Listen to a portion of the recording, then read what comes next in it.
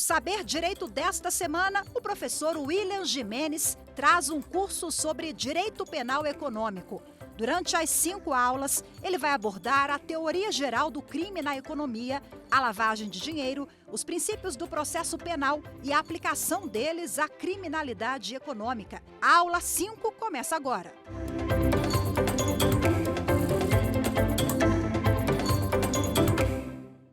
Olá, queridos amigos e amigas, você está na TV Justiça, este é o programa Saber Direito e este é o último módulo de Direito Penal Econômico. Nós tratamos aqui sobre o direito penal econômico, seus princípios, tratamos sobre a teoria geral do crime aplicada ao direito penal econômico. Depois nós tratamos também de alguns elementos, tratamos do crime de lavagem de dinheiro, do crime de sonegação fiscal e tratamos de alguns elementos do processo penal aplicado à criminalidade econômica. E hoje, agora, neste nosso encontro, nós vamos trabalhar as medidas cautelares pessoais e reais, as medidas assecuratórias, o acordo de não persecução penal e o acordo de colaboração premiada. Muito bem, então nós vamos iniciar o nosso encontro falando a respeito das medidas cautelares pessoais e reais. No direito processual penal brasileiro, nós temos duas espécies de medidas cautelares. São elas as medidas cautelares reais, que recaem sobre a res, sobre a coisa, e as medidas cautelares pessoais, que recaem sobre as pessoas. As medidas cautelares reais são o arresto, o sequestro. As medidas cautelares pessoais são a prisão preventiva, prisão em flagrante, prisão temporária. Vamos analisar, então, o que são as medidas cautelares. Vamos começar conceituando medida cautelar. As medidas cautelares de natureza processual penal buscam garantir o desenvolvimento do processo. Cautela, medida cautelar, visa acautelar o processo, ou como consequência, faz eficaz a aplicação do poder de penar. Esta é a definição que está no livro do nosso querido professor Aurí Lopes Júnior. Então, medidas cautelares são medidas destinadas à tutela do processo. A doutrina entende que as medidas cautelares são de caráter instrumental, ou seja, elas não são um fim em si mesmo. As medidas cautelares, elas se destinam à tutela do processo, se destinam à preservação do processo. Ou seja, as medidas cautelares visam buscar o melhor aproveitamento do processo, visam proteger o resultado útil do processo. Então, delimitado o objeto das medidas cautelares, é importante analisarmos os requisitos e fundamentos das medidas cautelares, que são 2. A fumaça do bom direito, que nós vamos chamar de fumus boni iuris, e o periculum libertatis, que é o perigo da liberdade do acusado, do estado de liberdade do acusado, enquanto perdura o processo. Então, os requisitos fundamentais para a decretação das medidas cautelares são 2. Para as medidas cautelares pessoais, fumus boni iuris e periculum libertatis.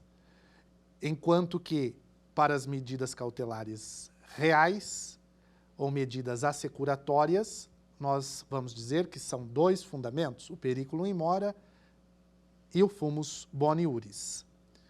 Muito bem. Então, o periculum in mora é o fundamento das medidas cautelares. De acordo com Calamandrei, periculum in mora é visto como risco elevado do atraso inerente ao tempo que deve se transcorrer até que recaia uma sentença definitiva no processo. Periculum in mora é exatamente o perigo da demora da prestação jurisdicional. Ou seja, é o atraso inerente ao tempo que deve se transcorrer entre o fato praticado e a sentença penal condenatória. Então, o fator determinante para o periculum in mora, queridos amigos, não é exclusivamente o tempo, mas a situação de perigo criada pela conduta do imputado. Então, nós podemos falar nesses casos, por exemplo, que há um risco de frustração da função punitiva, como, por exemplo, o caso da fuga, ou graves prejuízos ao processo em virtude da ausência do acusado ou no risco ao normal desenvolvimento do processo criado por sua conduta, por exemplo, em razão da tutela da prova. Então, nós podemos dizer, por exemplo, que o periculum in mora, ele é inerente ao provimento cautelar que é decretado. Isto porque pode colocar em risco, a conduta do acusado pode colocar em risco a sorte do processo.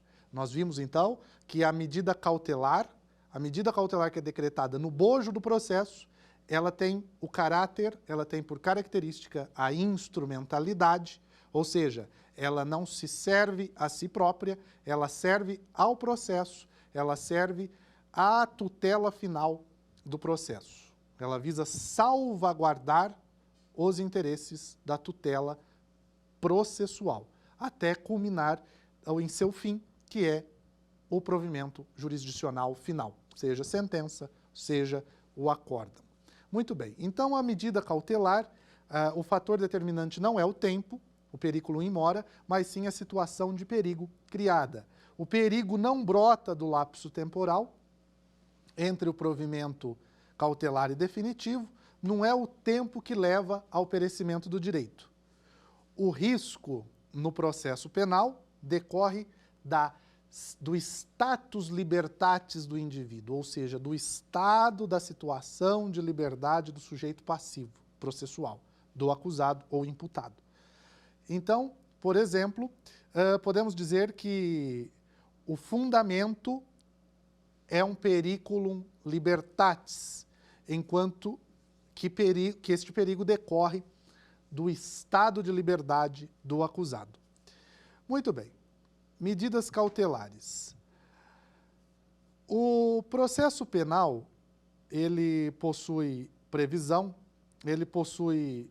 Uma das características fundamentais do processo penal é a inexistência do poder geral de cautela. Nós podemos, então, dizer que a medida cautelar criminal, ela é instrumentária, ela é um instrumento para a tutela processual final, a prolação da sentença, e inexiste no processo penal o que nós chamamos de poder geral de cautela do magistrado ou medidas cautelares atípicas. Nós temos aqui a ilegalidade de medidas cautelares atípicas, ou seja, todas as medidas cautelares, justamente porque elas causam ao acusado, ao imputado, uma restrição da garantia fundamental da liberdade ou do patrimônio, e são medidas gravosas, que são decretadas contra quem não tem contra si ainda uma sentença penal condenatória transitada em julgado, portanto, alguém inocente, presumidamente inocente, é porque as medidas cautelares, sejam elas reais, que incidem sobre o patrimônio, sejam elas pessoais, que incidem sobre a pessoa, são medidas que devem ser tomadas de forma muito cautelar, muito prudente, são medidas que devem ser tomadas de forma muito excepcional, por isso não é dado falarmos em poder geral de cautela e criação de medidas cautelares atípicas. Muito bem. O juiz criminal não possui, portanto, um poder geral de cautela. No processo penal, não existe, como no processo civil, medidas cautelares atípicas. Como nós falamos na aula passada, no processo penal, a forma é garantia. No processo penal democrático, a forma processual é garantia do acusado. Portanto, não é dado falarmos, não há espaço para o que nós chamamos de poderes gerais do juiz, poderes sem previsão legal. Nós vimos que o juiz ele está vinculado, ele está adstrito ao texto legal e só pode fazer aquilo e exatamente aquilo que a lei prevê. O processo penal, queridos amigos, não é demais lembrarmos que o processo penal ele é um instrumento limitador do poder punitivo estatal, ou seja, de tal modo que o processo penal só pode ser exercido, só pode ser legitimado a partir da obediência fiel e restrita às regras do devido processo. Então, portanto, o princípio da legalidade é fundamental para que todas as atividades processuais sejam legítimas. Então, a forma processual, queridos amigos, é ao mesmo tempo um limite de poder e garantia para o acusado. Muito bem. A partir disto, nós vamos analisar a principiologia, a base principiológica dos provimentos cautelares. E partimos disso, para partirmos para isso, nós vamos analisar a base principiológica, a base axiológica que fundamenta as prisões cautelares. Então, jurisdicionalidade e motivação. Nós já falamos no bloco anterior que toda e qualquer prisão cautelar somente pode ser decretada por ordem judicial fundamentada. E aqui nós vamos fazer um alerta que a prisão em flagrante delito, é considerada pela doutrina como uma medida pré-cautelar, uma precária detenção que pode ser feita por qualquer do povo e deve ser feita pela autoridade policial. Nesse caso, quando nós falamos em prisão em flagrante e nós fazemos a conjugação da prisão em flagrante com o princípio da jurisdicionalidade ou da fundamentação das decisões, nós temos que o controle jurisdicional de legalidade da prisão em flagrante se faz a posteriori. Muito bem. Então, com o juiz homologando ou relaxando a prisão ilegal e se decreta prisão preventiva ou concede liberdade provisória, há a exigência fundamental da fundamentação e da motivação.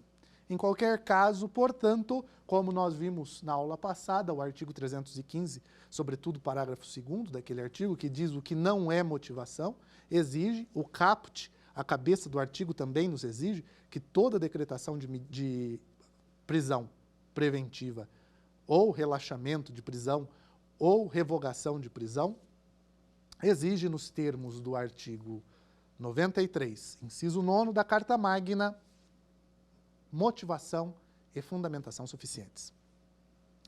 O princípio da jurisdicionalidade, queridos amigos, ele está intimamente relacionado com o princípio do due process of law, ou seja, devido processo legal.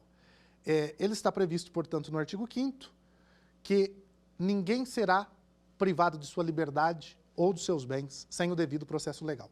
Portanto, para haver privação de liberdade, necessariamente deve preceder um processo, como nós também já vimos, nulla pena sine previo iudicio. Isto é, a prisão só pode ser após o processo, após a sentença penal condenatória transitada em julgado. Por isso que nós estamos a falar que as medidas cautelares que restringem a liberdade do indivíduo, que restringem esse direito tão importante, esse direito fundamental de todo e qualquer cidadão, que é o direito à liberdade, ela deve ser uma característica, ela deve possuir por característica e por fundamento a sua excepcionalidade.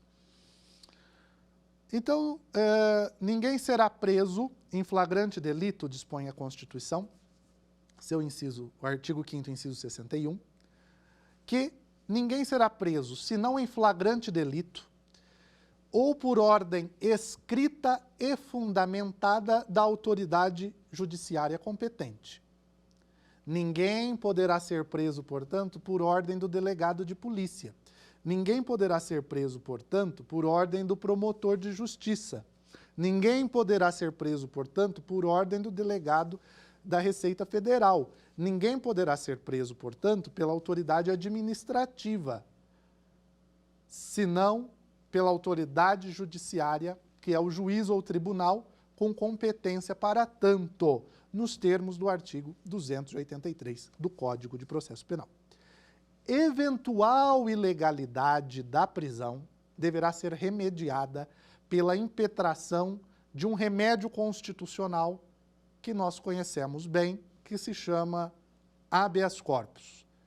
Então, portanto, para que tomemos nota, ninguém poderá ser preso senão por ordem escrita e fundamentada da autoridade judiciária competente, juiz ou tribunal. Esta ordem da autoridade judiciária competente deve ser uma ordem legal. Eventual ilegalidade é passível de impetração de habeas corpus para que seja sanada essa ilegalidade. No caso da prisão em flagrante, a comunicação ao juiz ocorre em dois momentos. Imediatamente após a detenção. Então, havendo a prisão em flagrante, o juiz de direito, a autoridade judiciária competente, deve imediatamente ser comunicada e depois, ao final da lavratura do auto de prisão em flagrante, quando então todas as peças destes autos de prisão em flagrante são encaminhadas ao juiz. Então, nós podemos falar que as medidas cautelares devem cumprir sua função instrumental cautelar em nome da necessidade e da proporcionalidade. Contraditório. Falar em contraditório e sede de medida cautelar foi motivo de severa crítica pela doutrina. Hoje nós podemos dizer que é perfeitamente possível e a doutrina reclama sua incidência de acordo com o que preleciona o professor Aurí Lopes Júnior, por exemplo. Então, quando for possível e compatível com a medida judicial a ser tomada, com a medida cautelar a ser decretada, é necessária a observância do contraditório. Muito bem. Provisionalidade. Provisionalidade, queridos amigos e amigas, nas prisões cautelares, é o princípio que preside as prisões, o fundamento das prisões cautelares. A provisionalidade é um princípio básico, pois as prisões cautelares são aquilo que também o professor Aurí Lopes Júnior chama de prisões situacionais, ou seja, na medida em que essas prisões tutelam uma situação fática. Então, uma vez desaparecidos os requisitos legitimadores, o suporte fático legitimador desta medida, da prisão cautelar, e corporificado no fumus comissi delicti e no periculum libertatis, na fumaça do cometimento do delito e no perigo que a liberdade do acusado gera para o processo, deve-se, portanto, imediatamente cessar a prisão, porque ela se torna ilegal, e essa cessação dessa prisão ilegal se dá pela via do habeas corpus. Então, impõe-se o desaparecimento da fumaça, seja a fumaça do cometimento do delito ou o perigo da liberdade, impõe a imediata soltura do imputado na medida em que é exigida a presença concomitante de ambas para o fundamento da prisão. O desprezo pela provisionalidade conduz a uma prisão cautelar ilegal, não apenas por falta de fundamento que a legitime, mas também pela devida apropriação do tempo do imputado. Muito bem. Nós temos como outro princípio a excepcionalidade. O artigo 282, parágrafo 6º, consagra a previsão de que a prisão preventiva deve ser utilizada somente em última ratio e nunca em prima ratio. A prisão preventiva como último instrumento a ser utilizado, o último instrumento pelo qual o juiz ou o tribunal, a autoridade judiciária pode lançar mão, enfatizando a necessidade sobre a adequação e a suficiência das demais medidas cautelares. Ou seja, o juiz não pode lançar mão da prisão preventiva a qualquer momento e de qualquer forma, como se de prima ratio fosse. A prisão preventiva só pode e a prisão cautelar só deve ser decretada em última hipótese, sopesando a possibilidade ou não da aplicação das demais medidas cautelares. Então, a prisão preventiva, queridos amigos, só pode ser decretada, nós podemos inferir que ela só pode ser decretada quando forem inadequadas ou insuficientes as medidas cautelares diversas da prisão, que podem ser aplicadas tanto isoladamente quanto cumulativamente, nos termos do artigo 319 do Código de Processo Penal. Muito bem, então nós vamos analisar os requisitos agora da prisão preventiva. As situações que constituem o periculum libertatis, nos termos do artigo 312 do Código de Processo Penal. Então, o artigo 312 do Código de Processo Penal dispõe que poderá ser decretada como garantia da ordem pública, como garantia da ordem econômica, por conveniência da instrução criminal, ou para assegurar a aplicação da lei penal, a prisão preventiva, quando houver prova da existência do crime e indício suficiente de autoria. Vamos analisar com mais calma o 312. O 312 diz que quando houver prova da existência do crime, indício suficiente de autoria de que aquele imputado pode ser potencial causador do crime, potencial autor do crime, nós temos que o juiz poderá decretar a prisão preventiva para garantia da ordem pública, garantia da ordem econômica, conveniência da instrução criminal, que aqui a doutrina chama também de tutela da prova, ou para aplicação da lei penal. Muito bem.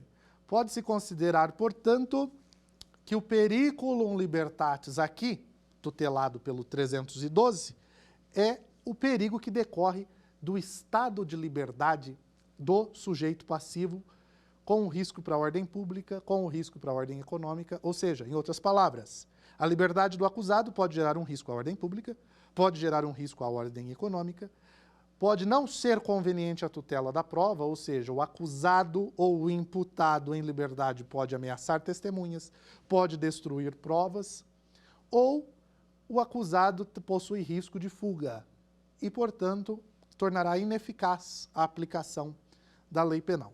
Então, garantia da ordem pública. Garantia da ordem pública não significa clamor público. Garantia da ordem pública não se confunde com a gravidade abstrata do crime, não se confunde com clamor público, não se confunde com a credibilidade das instituições. Toda vez que o juiz ou o tribunal utilizar clamor público, tranquilidade pública, credibilidade das instituições, esta fundamentação, na verdade, ela carece de fundamentação idônea. Há aqueles que justificam que a prisão preventiva em nome da credibilidade da justiça. Então, portanto, ordem pública pode significar aqui para nós, risco de reiteração de condutas criminosas. Então, o juiz não pode decretar com base apenas no clamor público, sobre o fundamento de garantia da ordem pública.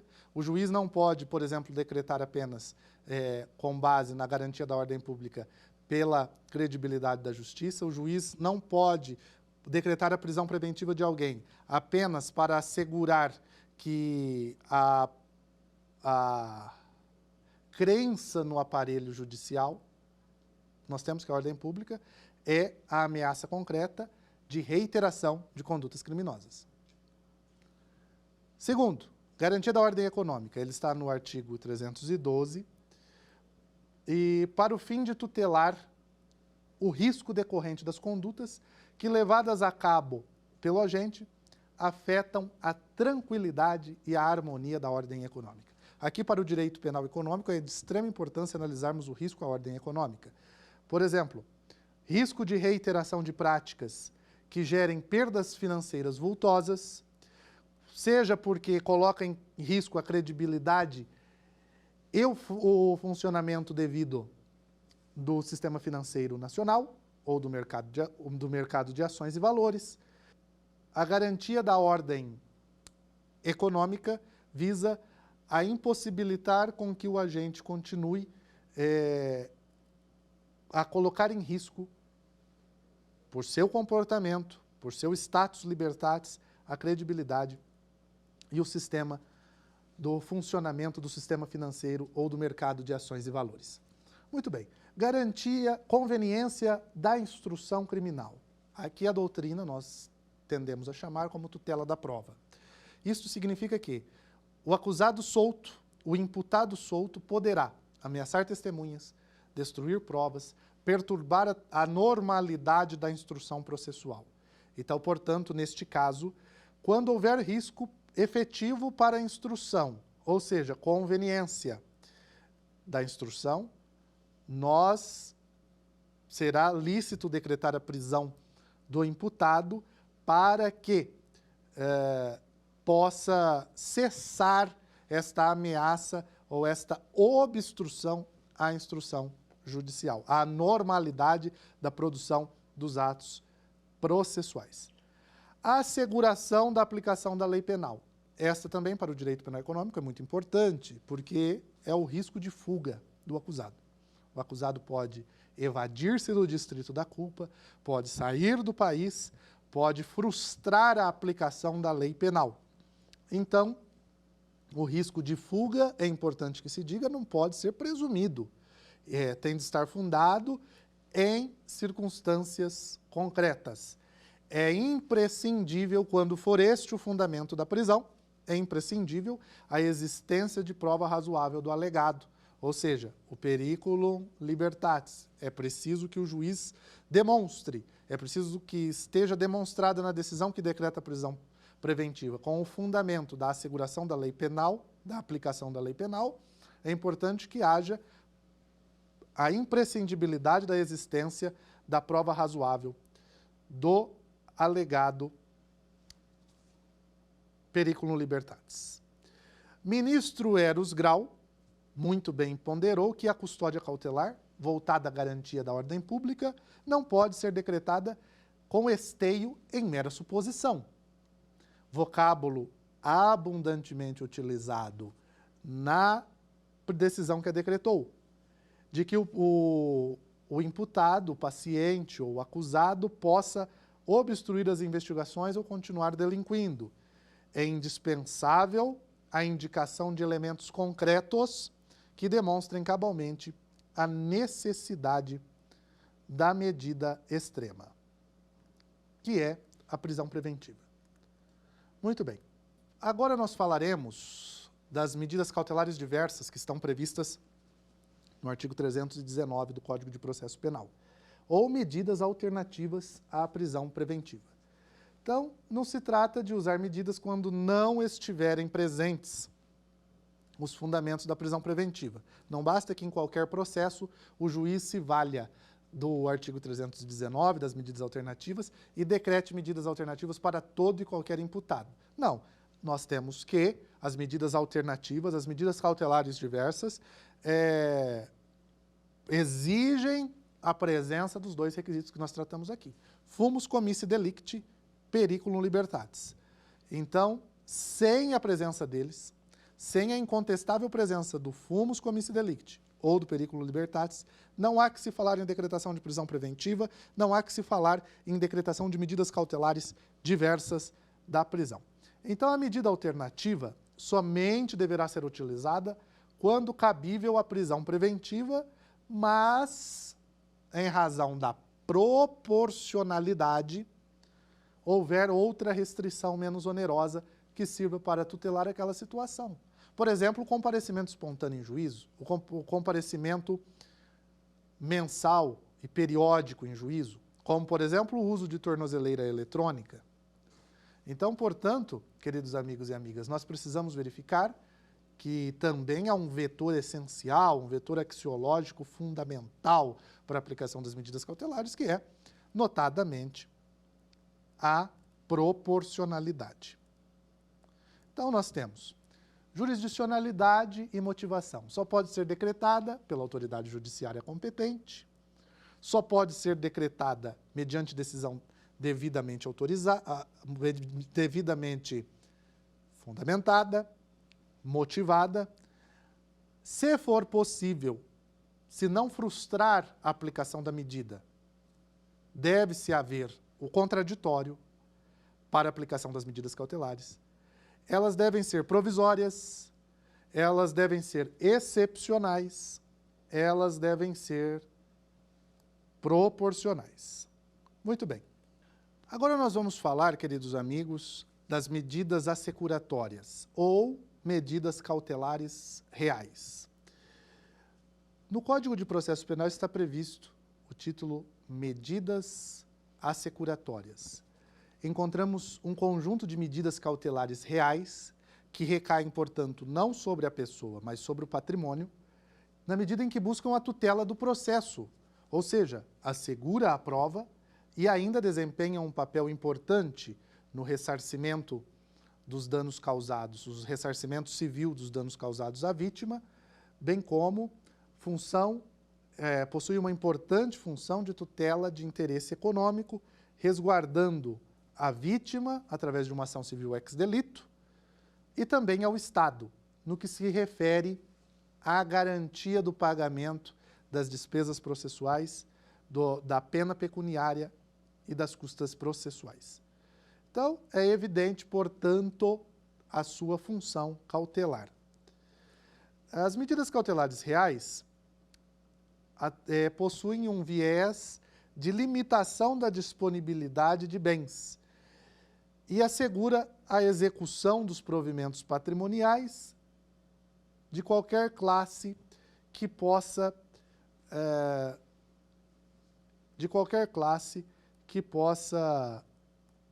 incluir a sentença.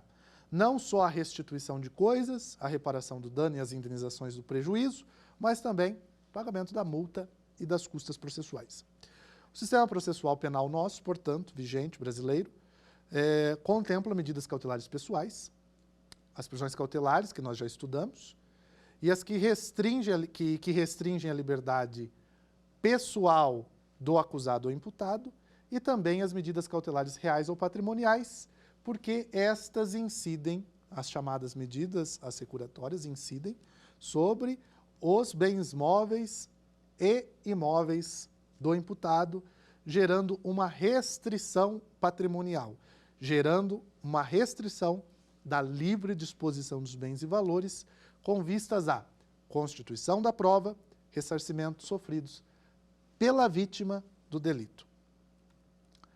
Existe, portanto, um atendimento a duplo interesse, o interesse processual probatório e o interesse patrimonial da vítima.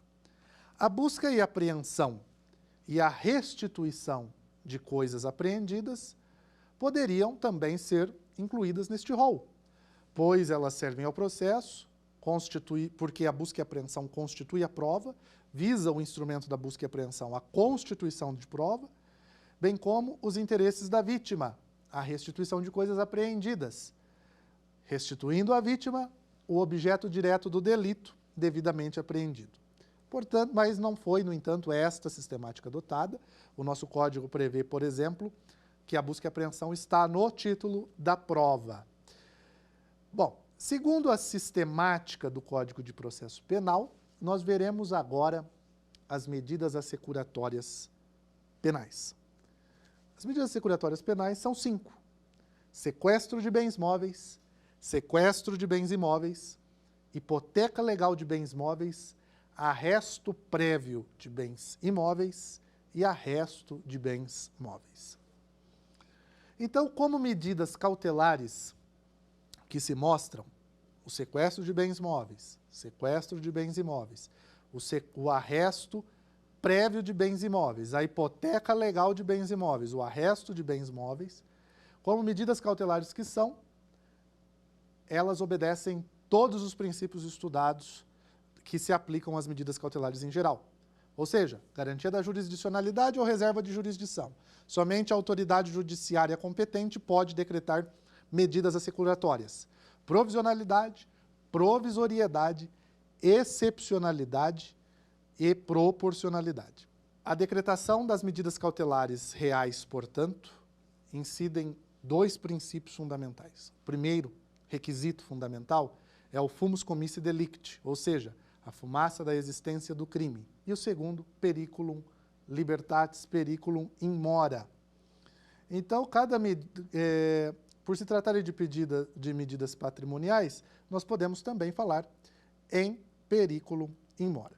Vamos tratar do sequestro de bens móveis e imóveis. Requisito, legitimidade, procedimento, embargos do imputado e de terceiro. O sequestro de bens, queridos amigos e amigas, é a primeira medida prevista no Código de Processo Penal, regulado entre o artigo 125 a 133. Então, determina o artigo 125 do Código de Processo Penal. Caberá sequestro dos bens imóveis adquiridos pelo indiciado com proventos da infração, ainda que já tenham sido transferidos a terceiro. Então, o primeiro aspecto a ser destacado é que a medida de sequestro de bens imóveis somente incide sobre os imóveis ou móveis adquiridos com os proventos da infração. Não é uma restrição sobre todo o patrimônio do imputado. Não, são apenas sobre aqueles bens que foram comprados com as vantagens auferidas pelo delito. Então, jamais poderá o decreto de sequestro cair sobre bens pré-existentes de propriedade do imputado ou de terceiro. Ou seja, adquiridos pelo imputado antes da prática do crime. Neste caso, nós podemos cogitar de medidas assecuratórias outras, como, por exemplo, a hipoteca legal ou o arresto, conforme o caso. Na mesma linha, o sequestro de bens imóveis, que está no artigo 130, o sequestro de bens móveis, que está previsto no artigo 132, cuja medida somente poderá recair sobre os bens adquiridos com as vantagens ou proventos do crime. Assim, quando alguém comete, por exemplo, um delito de estelionato e com o dinheiro obtido com a prática do crime adquire bens móveis ou imóveis, poderão esses bens serem objeto de sequestro, ficando indisponíveis até o trânsito em julgado da sentença e, se a sentença penal for condenatória, após o trânsito em julgado, serão leiloados. Para a decretação do sequestro, exige o artigo 126 do Código de Processo Penal a existência de indícios veementes da proveniência ilícita dos bens.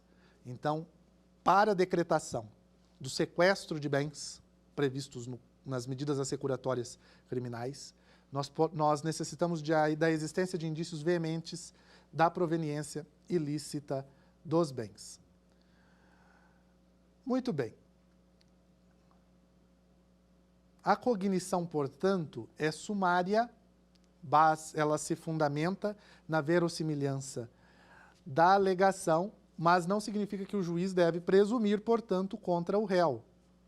Ou seja, o pedido de sequestro, embora exija apenas indícios veementes de que os bens foram adquiridos com o produto da infração, não autoriza que a autoridade judiciária presuma que eles foram adquiridos. O pedido há de vir instruído com aquilo que nós chamamos de lastro probatório mínimo suficiente e que dê conta, à luz sempre do princípio da proporcionalidade e da presunção de inocência, tendo em vista as graves consequências que gera uma indisponibilidade de bens.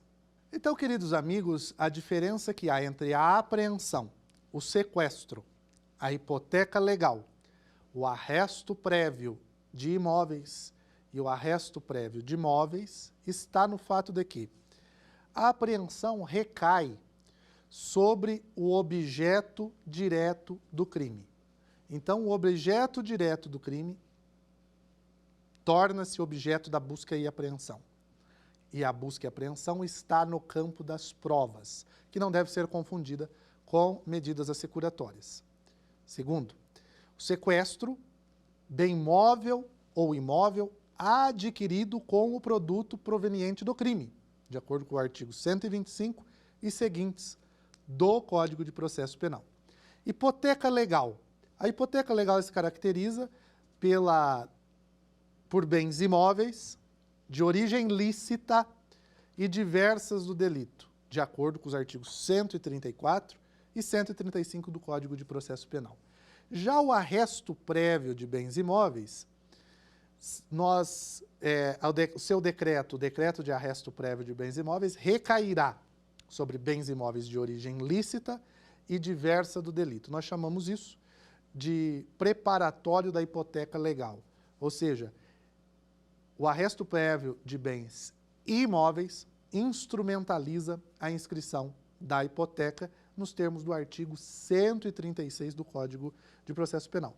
E o arresto prévio de bens móveis são bens móveis de origem, recaem sobre bens móveis de origem lícita, tendo cabimento quando não houver bens imóveis para hipotecar ou forem insuficientes. O artigo 133 do Código de Processo Penal dispõe que, transitada em julgado a sentença condenatória, o juiz de ofício ou a requerimento do interessado do Ministério Público determinará, veja então, que transitada em julgado a sentença penal condenatória, o juiz poderá, inclusive de ofício, determinar a avaliação e a venda dos bens em leilão público cujo perdimento tenha sido decretado. Na sentença, portanto, o juiz, sentença penal condenatória, o juiz decreta o perdimento de bens e, a requerimento do Ministério Público ou do interessado, ou mesmo de ofício, determina a avaliação e a venda dos bens em leilão público. O dinheiro apurado será recolhido aos cofres públicos, o que não couber ao lesado ou ao terceiro de boa-fé.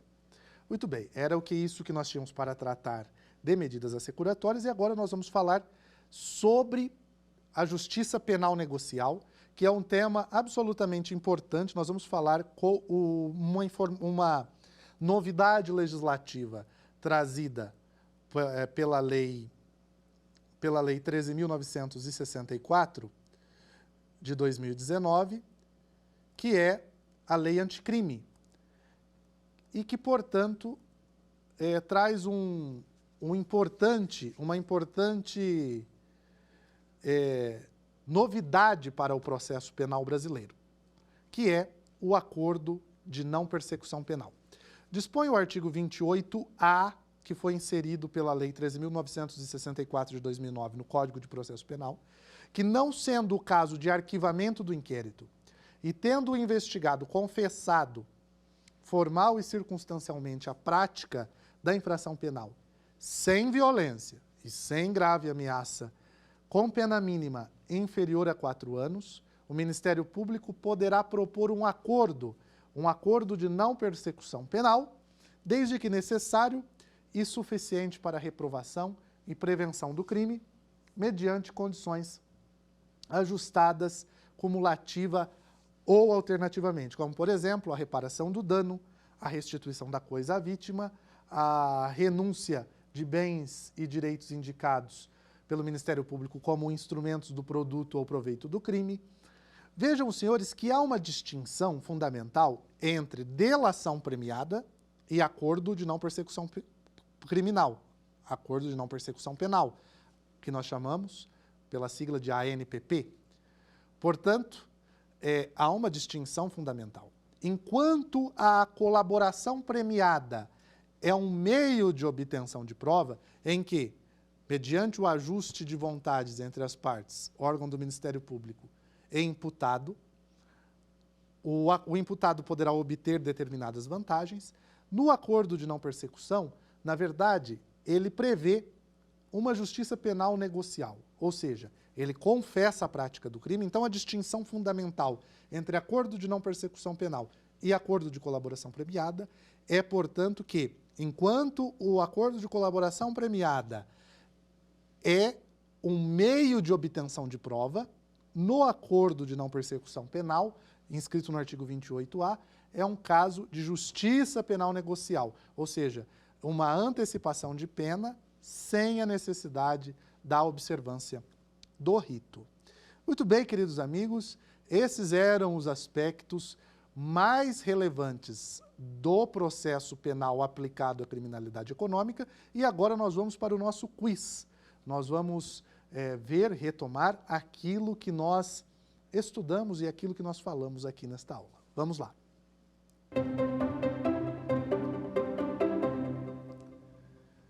Não é fundamento para o decreto de prisão preventiva. Letra A, garantia da ordem pública. Letra B, garantia da ordem econômica. Letra C, a opinião pública e a comoção social. Letra D, a garantia da aplicação da lei penal. Vamos à resposta? Pois é, como nós vimos, são requisitos nos termos do artigo 312 do Código de Processo Penal, a garantia da ordem pública, garantia da ordem econômica, garantia da aplicação ou asseguração da aplicação da lei penal, enquanto que a opinião pública e a comoção social não são objetos, não são fundamentos idôneos para o decreto de prisão preventiva. Muito bem, vamos para a próxima. Sobre o sequestro de bens, é incorreto dizer, então é incorreto dizer. Letra A, um dos princípios é a reserva de jurisdição. Letra B, deve-se observar o fumus comissi delicti. Letra C, não bastará a existência de indícios veementes da proveniência ilícita dos bens para a decretação do sequestro. Ou letra D, deve recair somente sobre os proventos do crime. A alternativa incorreta é a letra C, pois, de acordo com o artigo 126 do Código de Processo Penal, para a decretação do sequestro, bastará a existência de indícios veementes da proveniência ilícita dos bens. Vamos para a próxima?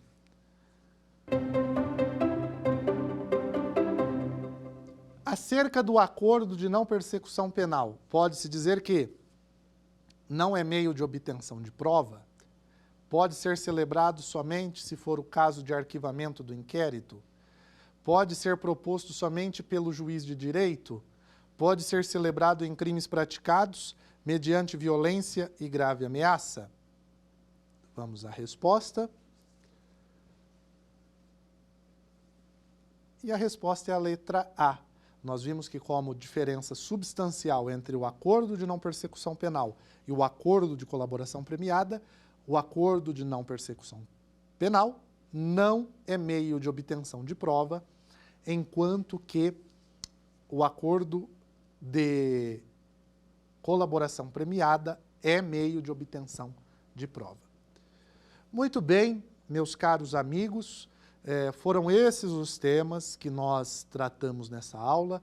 Então, nós vimos as medidas cautelares pessoais, as medidas assecuratórias ou medidas cautelares reais. Nós vimos os princípios fundamentais, princípio da jurisdicionalidade ou reserva de jurisdição, princípio da provisoriedade, da provisionalidade, da excepcionalidade.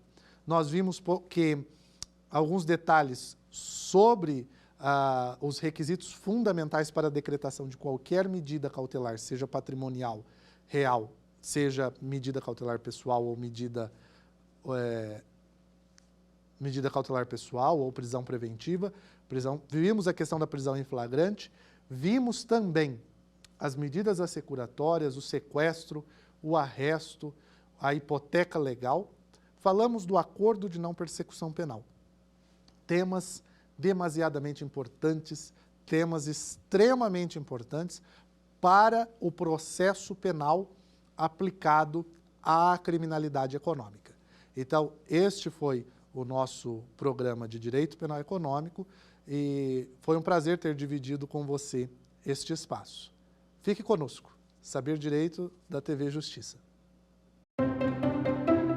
Quer dar alguma sugestão de tema para os cursos do Saber Direito? Mande um e-mail para a gente, saberdireito@stf.jus.br, ou entre em contato pelo WhatsApp.